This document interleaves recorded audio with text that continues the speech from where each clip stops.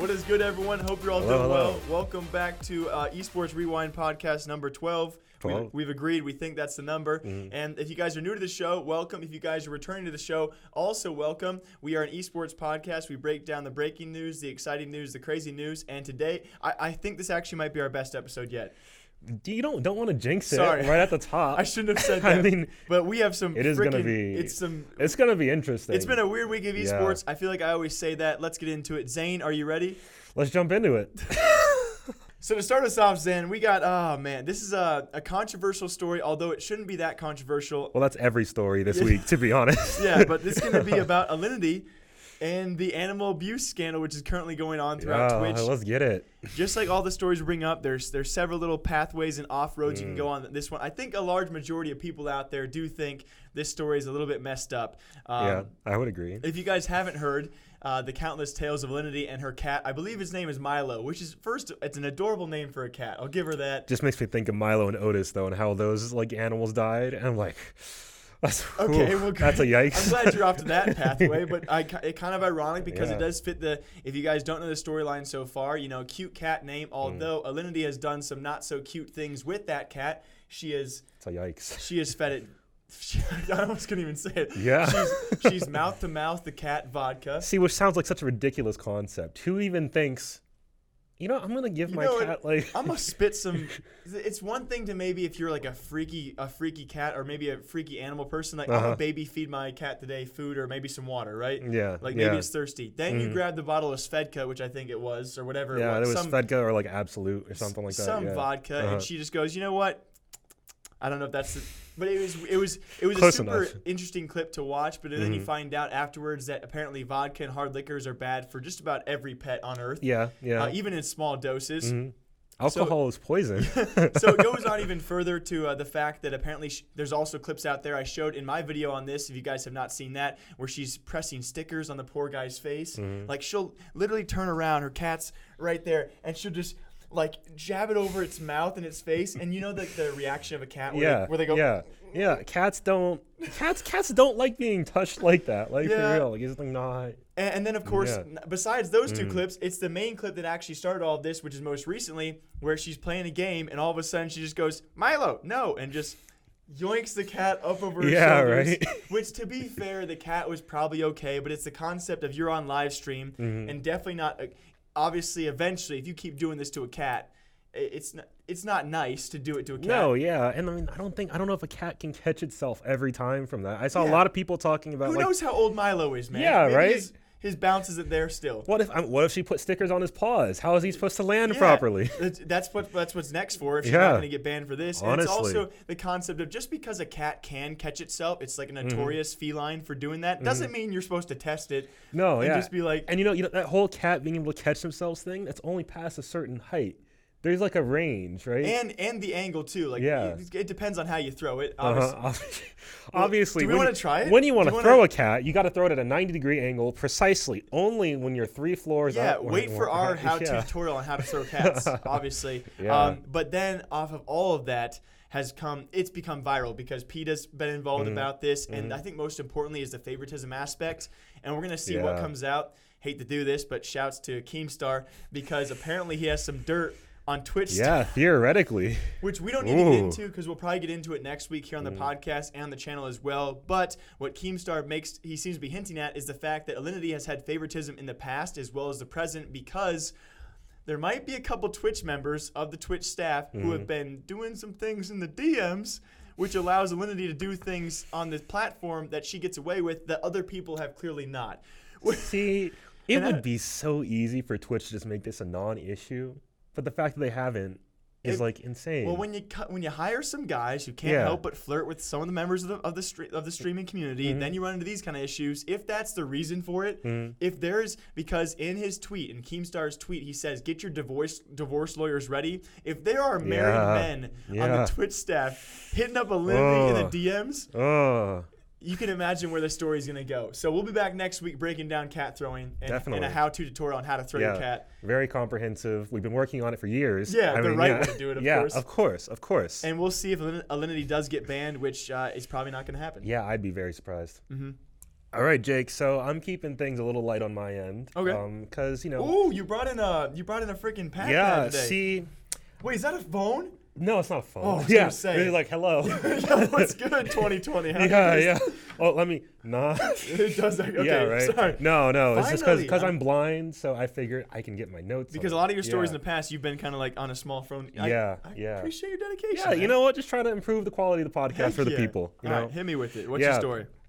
Today we're talking about China again. Let's go. I love talking about it. I just figured we can throw down some more background information about Tencent and China and how they affect game developers. I would love to. Oh, almighty Tencent. Yeah. If you are out there, yes, as per usual. Yeah. Because, obviously Tencent has their hands on a lot of pies. And I feel like the more that we as a community know about how they do business and how they influence things in China and, of course, how they might start to influence things over here, the better for everybody. Heck yeah, I agree. Yeah. So we're going to jump right into it with talking about gaming addiction. Okay. We've talked about that before on the podcast, right? Yeah. Gaming addiction, but over here, not so much in China. Because in China, it's actually a huge problem to the point where they've declared it a national crisis. What the? Yeah. I feel like I would have heard about this. No, see, I feel like I did like years ago, and then you just don't over here, which is why I felt like it's all the more relevant to bring back up now because we're probably going to see more of this. Oh, yeah, for sure. Yeah. I think it's almost a guarantee. Yeah, so actually there were several deaths in China over the past several years. Oh, you're talking about that kind of crisis. Yeah. Okay. Because of gaming specifically. Like, these are people who'd be playing video games for several days on end and would die as a result of it in internet cafes. Like, I was looking into it briefly. I found at least 10 cases. Of people just dying in public places too? Yeah, like in internet cafes. Can you imagine? Stuff like that. I'm sorry to interrupt you again. No, you're good. But, like, we have the Esports arena here. Mm-hmm. Can you imagine going in one day, you're playing a game of whatever. Right. And you're just chilling. You've had a soda pop or two. Mm-hmm. And you look over, and Jimmy ain't moved for a while. And you're like, yo, Jimbo, you're terrible. And all of a sudden, you look over, and this dude's just dead. Yeah, right. Like, what do you do? Imagine how traumatizing that would be for a child. Oh yeah. Right. That'd be like, that's like life changing. Just in general, horrific. Even all these guys having friends, I'm sure they have at least a few, even though they're obviously gaming so much. Mm-hmm. But I mean, holy crap! I didn't realize you were going to involve death in this. No, yeah. See, I didn't. I feel like we always, because I don't know if China likes to talk about it, because obviously probably not. Probably it doesn't make them look great. Esports are the future, and then just show a bunch of of addiction and death. Then just show the death count. Yeah. Esports death count. Yeah. See, that's how you legitimize esports. You say how many people have died due to football related injuries. How many people have died to esports related exactly. injuries? But all of a sudden the graphs are getting closer. And here's esports, here's football, and all of a sudden. Yeah, right.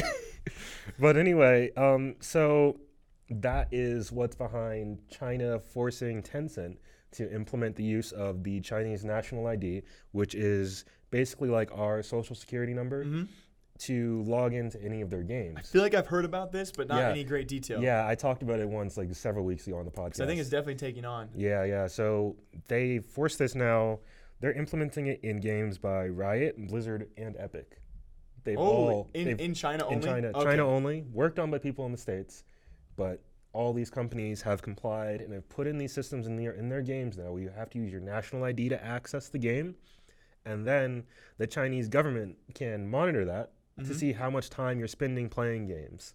And in some cases, throttle you. Oh my Especially if you're a young kid and make it so you can only play, like, I don't know, I think the number I saw was like 3 hours per day. Yeah. For under a certain age. Which, I mean, if that's what it takes to fix the issue, I don't really have a huge problem like that. It's just not great. Yeah, I totally agree. It's like, when does it scale, though? Like, at what point do you break 18 and now you can play? Okay, we'll let you play up to 12 hours a day if that's what you want to do. Yeah. Because if you want it, I feel like the debate goes a couple of ways. First of all, it's crazy to think how far we've come. When we were kids, our parents had to yell at us, like, get off the Xbox. Jimmy. Yeah. And now Jimmy's dead in an arena. But, right. But, like, it's crazy to think now that the government could step in and say, hey, your parents can't stop you, but we sure can. Yeah. It's weird to think, how could they possibly go that far? Like, if I'm on my phone, can they really do that? Can they? No, yeah, they can, because if you have to use your national ID to access it. That is insane. They have that information. And you know what? I haven't even hit the real crazy part of the story yet. Have you heard about the social credit system that they're implementing in China? I feel like I have, but I don't want to lie. So yeah, okay. So really brief TLDR. The social credit system is, have you watched Black Mirror? Because I know they did an episode. Is this very when like similar. your actual like in-game behavior or how you do things possibly is represented by like an online? Yeah, you're going to have in China. They're talking about having a score associated with every person based on their social behavior and capabilities and like stuff like their financials. Somewhat similar to that, where you walk around and you rate people and your score drops based on all your interactions. Yeah. They're gonna do something like something like that, and they're talking about implementing that with games. So how many hours you spend playing games might factor into that score. Oh my God, which Jesus. is wild. I was gonna say earlier, the second path this could go off. The fact that your government can stop you is pretty crazy. But also, if you want to be a professional at it, is there gonna be like there's probably going to be like some associate your ID with this is a pro, let him play more. Or, you're probably going to have to fill out some paperwork and or say, all the like, pros gonna be walking around with scores that are super low, like he's a pro. They got to take it into account because China's so down for esports, so those people probably get a special exemption. Yeah, as many games as they want. That's crazy though. But like, that is insane. Yeah, because I know there's certainly something like that already in place. I believe at least in some regions, but when China takes it, that's going to be weird to see what step everyone else goes in. I know, right? Because like we say this kind of stuff, right? We say, oh, China's going to do this, and we go, oh, cool. What if that was here though? Yeah, exactly. That's what I'm wondering, because these are all huge companies like here, and the developers made the stuff here. So we have like American-based companies who make some of the biggest games in the world complying for their Chinese region. Right. What's to say that? I mean, land of the free is taking. I mean, Europe. Is Europe next? Is America next? That's a crazy topic. Holy crap. Yeah. There's so many. You always bring up these crazy topics where I'm just like, oh my God, the future is going to be either really cool or really, really sad. Or it's going to be the worst. Yeah. We're going to be living in a post-apocalyptic state in like 5 years. Just when we think we've almost survived in the video game space, this is when we just get slapped. That's when they're like, all right, you played more than 2 hours of Fortnite today? All right. You don't get to eat this week. Oh, you're watching Esports Talk on YouTube? Oh, yep, sorry. No more of that. Just everything goes downhill from here. Right. All right, Xan, let's make this next one quick, why don't we? Because we've had a lot of racist cases in the past few weeks. So many. I think we were actually talking about this. What happened? Like, something cracked, dude. We were doing so well, like you said. As a community, I feel like we went like a solid year. Like, I would even 2017, most of 2018, we were good. Yeah. And then this year. Like every 6 months, you'd hear somebody drop the hard R and you'd be like, man. Yeah. Get him next time. And then everyone goes quiet for a bit. Yeah. And now we've had literally, I think, back-to-back weeks or 3 of the last 4 weeks, people alleged or actually saying hard Rs. Yeah. And it's just like throwing them out there, too. Not even like subtly. Not even once, but multiple times. Yeah. And one of those guys, if we do stretch back a couple of months, that's going to be the potential racist investor. I say potential. There's plenty of evidence out there. He himself has even admitted to parts of it involving Rick Fox. I've already had probably too many episodes on this, so let's make it quick. Echo Fox is now selling their LCS spot, and apparently going forward, as of right now, this supposed racist investor is going to remain inside the organization because he owns 9%, and the 91% of investors, including Rick Fox, could somehow not oust this guy from the organization. Sorry, one last thing. No worries. I know it's a and so because they could not comply to regulations, LCS said pretty much, hey, kick the guy or not. They couldn't comply within 2 months and 1 week, and so now they are forced to pretty much sell their LCS spot, continue on with, yes, they'll make a chunk of change off the spot, but the fact is this, we live in a time in esports where apparently 90% could not oust a 10% guy for being a racist. That's probably par for the course for investors. I mean, yeah. And again, maybe I'm blowing this out of proportion, man. Yeah, but maybe it's common ground. I don't know that you are, because I feel like this is the type of situation where homie has to know this is it for him, right? Like, he's done as a business person. But is he? I feel like he has to be. Because we don't know yet if he's going to remain in, right? Course. But if he does, has he done all this in one? To be fair, Echo Fox is dead now. That's going to happen. I feel like the org is going to. I'm with you. Because I can't. Sadly, I'm with you, but someone out there is going to say no. Yeah. Okay. Well, for those we rise again. For those who disagree, Echo Fox, I do think Echo Fox has this tiniest chance to survive. Here he goes. Because the fighting game community is strong, and if Echo Fox really, really leaned heavily into just becoming the fighting game org, maybe they could survive. They ain't gonna turn a profit, but that's I don't know. I'm not saying they would make a lot of money, but they would still be around. But I would be shocked if Sonic Fox stays with Echo Fox, because he's very, very outspoken on social issues. And, he is a man of color himself. So, like, realistically speaking, that's got to be their biggest earner. He's the #1 fighting game player in the world. It's got to be now. I don't really know what they have left. And reputation-wise, LCS was certainly it for them, and they weren't even. They weren't doing great. They weren't doing great. That amazing of a LCS spot holder. So it's kind of crazy where we're at right now, and I just question the future of Echo Fox. Yes, they made a nice profit from selling the spot from the time they got into it. So you got to think this investor. He's reaping the rewards of this if he still remains in, and it comes out almost win for a racist, which I have not said many times. Yeah, which thankfully, but like. So hopefully we come back here in a month and we break it down for you guys. And I don't wish bad upon him, but I wish there was some sort of repercussion. I wish tons of ill. If this was not YouTube, if this was not YouTube, this would just be cursing for like 30 minutes. All right. Just like. Frick this dude. I'll be the mediator. I'll be like, you know what? Yeah, I'm kind of with you, but I don't know what to say anymore about this. Hopefully, when we come back and see you guys and talk about this next, there will be a repercussion. But for now, it looks like he had almost won, which is pretty crazy. All right, so this is one of those things where I noticed esports kind of reaching out of the esports bubble, like, normal news picking up on the fact that, hey, esports is kind of cool. Yeah. And it was actually kind of an interesting article talking about some stuff I wasn't familiar with. All right. So I figured we could go into it. So amateur esports, really, really on the rise in a really interesting way. Amateur esports. And I'm not talking about, so-and-so YouTube on Twitter who's like, oh, I'm a pro Fortnite player with 10 subs. Okay. Not in that sense, right? Yeah. I'm talking about the people who are just chilling at home, competing in tournaments, like through their phone, through different mobile apps. Side cash tournaments, like a little side hustle here and there. Right? Like I'd always seen those, like, oh, somebody makes an extra $50 here or there. They work, win a couple matches. Apparently, it's way bigger than I ever thought. So from 2018, the top 10 players on this one app called Skills won more than $8 million in combined winnings. Wait, what? 8 million. The top 10 alone? Top 10 alone. Jesus, wait.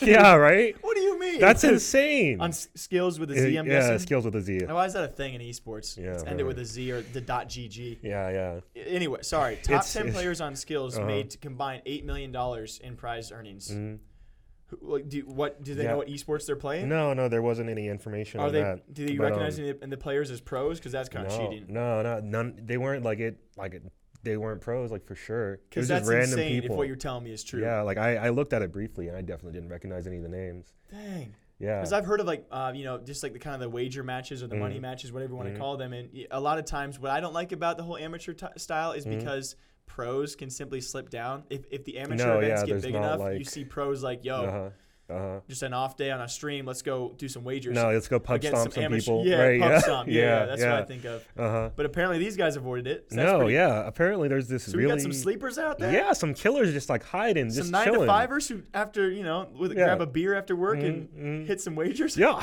low-key, I didn't know this was like this because honestly, like, I love fighting games. I'll get on the weekend and play some Dragon Ball. Do you know what esports they were playing at all? No, not at all. No idea. You didn't do your research, huh? Hey, it's been a busy day, my guy. I did the research to find the information. If any of you guys know, hit us up. I'd love to interview people like that. I mean, that's crazy to know that 10 people out there made a living last year off amateur. Like, what do you say when you walk up to it? Not like I'm walking up to people at bars or any ladies or anything, but like, what do you say if that's your job? Yeah, I do wagers, amateur, by the way. Like, at what point do you call yourself a pro? Right? Yeah, you're making 6 figs. Like, yeah, like I feel like once you make more than like 50,000, I want to take that back. That's not the worst thing in the world. But yeah, I mean that's what we call in the biz. We call them figs in the biz. Man, I'm making so many figs up here. Yeah. But that's so interesting. I never had heard about that either. So let's look more. That's definitely something to look more into for the future as well. Yeah, I'm really fascinated. Because no offense to your fighting game peeps, but that's a lot more than you fighting game peeps are making. Yeah, low key, we a broke boy community. Yeah. But we definitely aren't on Skills yet. We make it work though. Like, high key, if you're out there and you're a killer, you know who you are. It's time to if you hit them combos, you already know. It's time for us to kind of roll through and see what's good. One day the FGC is gonna take off. Yeah. And you'll be here. You'll have seen it happen. So this is a pretty fun one for me because I've been looking into this. If you guys are watching the podcast as I speak on a Monday. If you guys are watching the podcast, You're watching it on release. If you guys are watching the day it does come out, you maybe have already seen this video because I really like doing this one. This is actually the battle for the last LA spot for Call of Duty. Okay.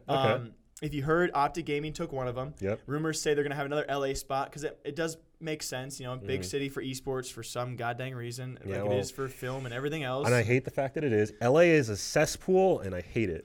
It's the Bermuda Triangle of like the land. And so here we start our new segment of LA cesspool. Let's talk. So it's really fun to kind of look into this because we kind of just have dived into in the Call of Duty scene for drama and such. And I do love it because there is a lot of drama and there's a lot of news out there. But this comes down to 4 organizations now fighting for one city.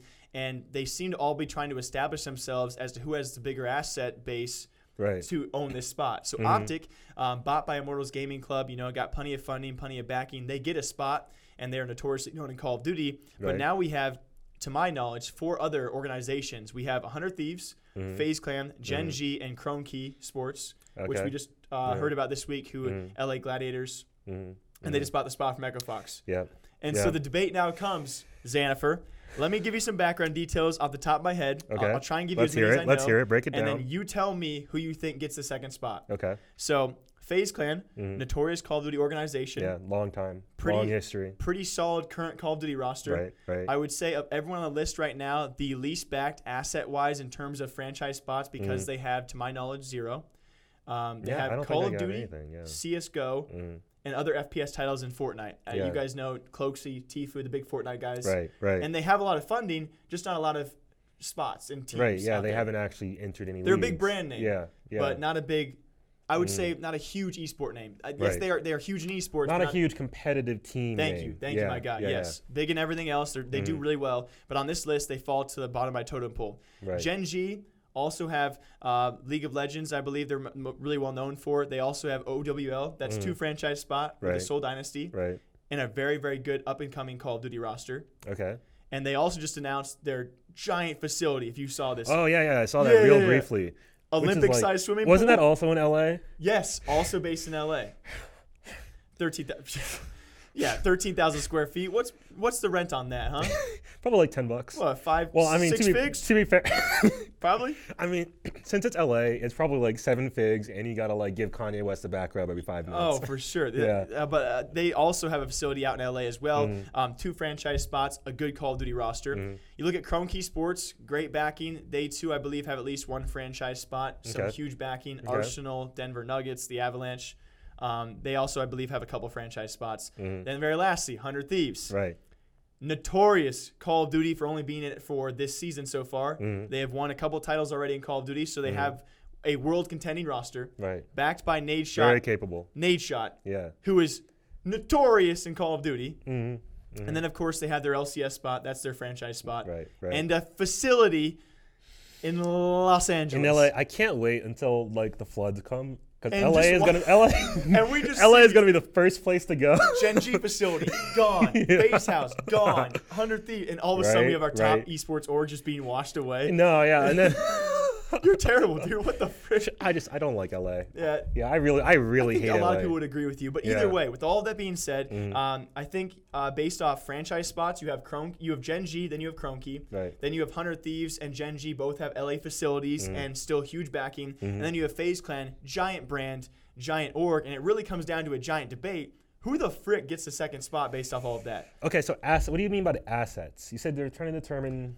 My general value of assets is either big funding like FaZe Clan, they have a lot of investors, or you look at bank like that, or you look at a team like Gen G who has a lot of teams, right? Or a guy like people like Chrome Key Sports who are just backed by a lot of teams in traditional sports as well, right? So when I look at general backing or assets, I look at either funding, teams, or just a giant brand in general.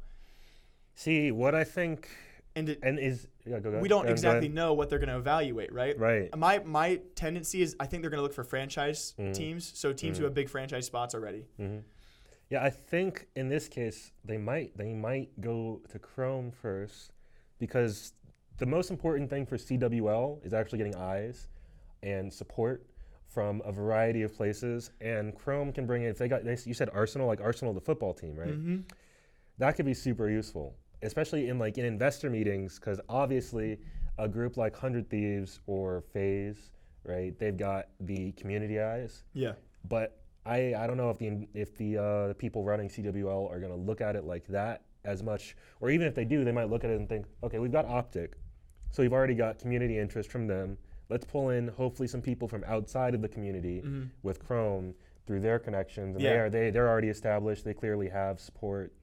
Here's the fun part. We don't know how they evaluate, so we can't really be that wrong. No, yeah. My opinion was Gen G. They're up and coming Call of Duty roster, 2 franchise spots, huge backing, like I said before, and just established LA facility. Right. And my also reasoning for that is because we could see a team like FaZe take another city spot. They don't need to be in LA, right? Yeah, definitely. These other teams have HQs in LA. Yeah. FaZe, not really so much. I don't think they have an HQ. They might have a house still there, but I mean, I think they definitely have a house there. That we they could probably see them call, swap like, somewhere else. Yeah, very easily. But then it really comes down to, like, would you really not want to see of course people want to see 100 Thieves, one of the best rosters currently in Call of Duty. They have Nade Shot. Right. And so what do you do with those? Because we've already seen a team like EG, they didn't get a spot, and so they just got rid of their roster. Dipped. Yeah. So that's like where the huge debate comes in, I feel like all the teams are good options. Yeah. I feel like you could go with any of them, and you'd want to go with all of them if you could. Yeah, if they could. And so it's kind of, I guess, 2 questions: how they evaluate them, and if these teams can actually go to other cities. Is that okay too? Right. Yeah, that would be interesting, because I remember I read an article about the franchise league today, actually, where they were saying that there were going to be like 12 spots potentially. I think that's the rumor number. Yeah. Yeah. So I mean, there's room for there's wiggle room there. Yeah. So maybe just depends if you want a different, if you want to take that hit. Yeah. Are you too prideful to move to a different city for the franchise league? Oh heck, I mean, I think it wouldn't be a terrible move. Like, I think for like FaZe or something, 100 Thieves, I don't know if they could. Because they just announced they their literally, HQ. they're really leaning hard on the LA thing. But FaZe could maybe like make a partnership with somebody else, and that could be cool. That would bring in more money to them. Yeah. They could be like, hey, you give us the money, build us a house or whatever, and then we'll field our team and we'll make our content or whatever in the house. And I don't see CWL paying for anything. They're definitely not. Paying for everything. Definitely not. I'm not saying CWL would. I mean, like, I don't know. Oh, investors or something. Yeah, okay, like maybe like I'm just throwing out like the football team from Detroit or whatever. Oh, okay. Now I get you. Yeah. Now I understand. Okay, now I see what you mean. Yeah. So we'll see how that one breaks down. It's just kind of fun to see 4 giant orgs competing for potentially really just one spot. Okay, this one is like less of a news story and more me just wanting to have a quick conversation and get some information from you. Oh. Yeah. Okay. Yeah. Because easy enough. I'm genuinely curious. You guys can listen along if you want. Yeah, just come along for the ride. Yeah, if you want to come hang out. We can have this conversation in real life, but we decided to have it on the cast. Yeah, I mean, forget having it over lunch or anything. Let's do it now. Yeah. So the Fortnite World Cup. I was just having dinner with my friend from the FGC last night. Shout out Chantel. And we were both like, what's up with the World Cup? Because we feel like this is such a huge event, right? And I would not know it was this weekend. Even I pay a lot of attention to esports news on a general level, right? I have a news feed full of just esports stuff. I feel like I heard more about the World Cup 6 months ago than I am right now. Like, literally, like, that is like 2 days before it happens. That's, I want to say I'm on the same foot, but I don't want to piss anyone off. Yeah. But I feel like you're right. During the qualifiers, I heard so much about it. Right. And all of a sudden, I literally thought last weekend it might have been World Cup. I was like, wait, is it this weekend or is it next weekend? I'm not really sure. Yeah. And all of a sudden, Dota passes it in the biggest prize pool of all time. Right. Excuse me. Right. And I haven't heard too much. Now it's going to kick up obviously over the next 48 hours. I would hope so. If it doesn't, that'd be super weird. But it is weird that the slight drop off of. I'm not sure why that was, because it's still going to be the biggest event of this year besides Dota maybe, and I think it'll even surpass that. Yeah. And it wasn't really until today, like all this week, I hadn't really heard much until today, where they showed the event, they showed the venue, the arena, which is huge. It looks like a very nice, well put together arena. Maybe too big, actually. I don't know if they're going to be able to fill all those seats. We don't know how many they sold either. Yeah. It'll be really curious to see what's the demographic that shows up. Yeah, definitely. And also if they can actually fill an arena for the biggest Fortnite event of all time. Right. I'll for sure be looking for like stealthy camera angles that are trying to make it look like there are more people there than there really are. Because like I feel like because it is gigantic. Yeah, it is a huge arena. And huge. Do you even want to be in the uppers if you're there? Yeah, right. You do. Right. And like I feel like most esports events, sure they fill up, but they're in relatively small arenas. Yeah. Most of them. Definitely not all. A majority are definitely not in an arena that big. So, this is also going to be a huge trial for them if they want to do a World Cup again, which we assume they do, and even bigger. So obviously they're probably going to go for like what, 45 million next year to like put themselves in the safe range? Why do I feel like they're not going to do it like, oh yeah, let's do like 40 million. I feel like they're going to go to a nice number like 50. Yeah. Which means surrounding all the funds probably 70 because they had the main event today. The main event this weekend or this past weekend, by the time you guys watch this, was 30 million alone. Right. But they had $1 million each and every week for the 10 weeks leading up to it. Right. Plus millions elsewhere. So all in all, I think it was actually totaled like 60 million around a $30 million event. Imagine if they go 45, 50 next year. Yeah. All said and done, probably 70 million. Do you think they're seeing value off of this? I mean, I would hope they are. I think they're still turning gigantic sums of money. Well, obviously, yeah. The company as a whole is making money off of Fortnite hand over fist. I think you and me are so surprised the fact that they are the first developer by far and away, at least to my knowledge, or at least to whenever I started watching esports, that if they feel a week, like we've seen random pop-up cups or random events, they've been like, you know what? Let's do $1 million event today. And they will literally put up $1 million like that. That's a CSGO major. We do those twice a year. Yeah. And Fortnite has probably done that dozens of times this year. So props to them. That's like every 5 years for the FGC. Total. Props to them. If they are turning a profit, they are doing a great job. It's hard for us to see a feasible way of them doing this because we're not used to that anywhere else. Yeah, it's really confusing to see, and like I mean, I hope it does well because I mean that's good for esports as a whole. It's good for everyone. But I think. like I was just shocked because this is supposed to be the biggest event. Yes. And I'm hearing more about Evo right now. And very specifically, I keep fighting game stuff out of my news feeds because I see that organically whenever I'm just chilling, right? I'm still seeing more about Evo than I am the World Cup. And I think we'll have to see how it pops off. Yeah, and I think viewership numbers are going to be a big teller. Yeah, I'm very interested. And we'll see if they do break some records, which you would think probably they should, right? And if they do, makes sense. We'll cover it here. Stay tuned. Super brief Randy watch this week. Randy watch. Really, really brief. Really, really brief.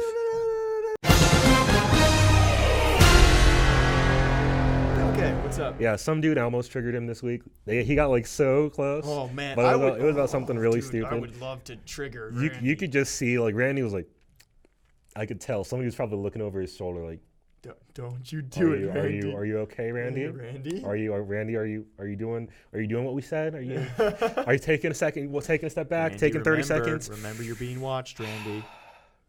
So, doing the breathing exercises? Yeah, I got you. I know what you mean. Anyway, I just wanted to show you this picture of Randy and get your opinion on it because I think it's truly something special. Oh, Jesus Christ. Mother, is that actually him? That is actually him. No, dude. It just looks so weird. Like, what is he even doing? This in that legitimately picture? Looks like the apocalypse. Here, if you can put this up on the screen. I hope he has by now. Yeah. This legit looks like the apocalypse of one of the first infected, what I would think they look like. Like, I walk into the bathroom and all of a sudden we got Pitchford infected and he's about to take over the world. Yeah, right? Like, homie is just... Is he cracking or what? Why? That's the... No idea. I tried to find context for why the image was taken. By the way, bloodshot eyes. My God, either lack of sleep or too many magic tricks. My guy. Too many magic something. Too many. God dang. Yeah. Gosh, poor Randy. You know what? Randy, we're praying for you. Yeah. Right? Hope you're doing well. Your number one source of Randy Pitchford news continues next week. Honestly, I was so proud last weekend. I think I told you about this Monday. So my friend Tara and I were just chilling, and I was trying to explain who Randy was to her. And it's really difficult to TLDR Randy because there's just like so much, right? So I figured I hopped on YouTube, tried to look up. Let me show you like a summary real quick. Randy Pitchford, and one of our podcasts came up on the recommended. I was like, they know we're talking about Randy. Randy, we're looking out. One day it'll take off because of Randy. Yeah, Randy. One day we're gonna get an interview with Randy. Oh my gosh, I wouldn't even know. You'd be so heated. Yo. We'd have to change you back. I would love to have a conversation with Randy. Just like imagine an open book conversation with Randy. If he would actually be real that video about some stuff. Kill. Yeah, I just need to. I know. Let's make it happen. Take the Twitter, folks. I need to know how What about the Yakuza? Is that real? I'm convinced. I'm convinced what the about Yakuza is real. the thing you showed all your coworkers? Yeah. What was it? What about the illicit material though? Yeah, what was on the USB? What was on the USB? Anyway, we'll be back breaking down Randy Pitchford, other esports news next week. The unlucky number 13th episode. No, you're jinxing it early. You're jinxing it early. I just know it's going to suck. It's going to be so bad. But thank you all for watching, guys. Another episode here. You guys are awesome. Another one knocked out. Another great week of esports as well. If you wanted to have anything else we were going to be looking forward to. You know what? Yes, quick update. Sorry. Yeah, definitely. It's probably going to be about the same thing, to be honest. We might probably bring it back up next week. We're going to Metarama, bro. Yeah. And I don't want to I don't want to put in the title for this one, so we'll wait till next week and coming weeks as well. We confirmed going to Metarama. Confirmed. They gave us tickets to give away to you guys as well. If you want to meet us, I've never done a viewer meetup. Yeah. But if you guys want to win and you're in the almost said LA, frick LA. If you're in the LV area, we'll be going. So really exciting news coming about that. Really exciting esports news. We also broke 36K subs. Hey, thank you guys. That's on my side. If you had anything else. I mean, the website's doing the website stuff. We're so close, dude. We're weeks away. We're months away. We're some time away from a rebrand or a rework. We're working on it. It's happening slowly but steadily. We got that happening. We got merch coming down the line soon. Yep. Yeah, within the next few months. Most likely keep an eye out for that. We've also got, if you're into Magic the Gathering, check out the site. We put out tons of Magic content. Yep, the content on the YouTube channel is pretty different from the website content. Definitely. So great things coming. Thank you guys always for subscribing, leaving comments. You guys are the best. And real quick. I'm so sorry. No, I have to address. Get it out, Armand. I gotta get Armand a shout out. I forgot. Oh, true. Armand. Yo, I'm looking out. All right, so. We're going to start shouting out some comments in the podcast as a TLDR. So let's give it to him. Yeah, okay. Armand Clark. Yeah, in my notes I have this Stadia real quick for Armand. Yeah. So he says, sorry, forgot about you last week. I didn't forget. I deadass could not I just couldn't find you in my notes. That's why I got the tablet. Fix the problem. So he wanted to know if in 20 years when he wants to play games, if he's a collector, right, how does that work with Stadia? My answer is it doesn't. Do not buy Stadia if you want to collect games. Don't buy a game console if you want to collect games. The only solution to collecting games is piracy. I'm not advocating piracy. I'm just saying real talk. That's the only way it's going to happen. Also, keyboard mouse support probably on Stadia, 99.9% chance. They haven't confirmed it, but it's the only thing that makes sense. And with that, we are out. We'll see you guys back here next week. Peace out, guys. Yeah. Thank you for watching. Have a good one.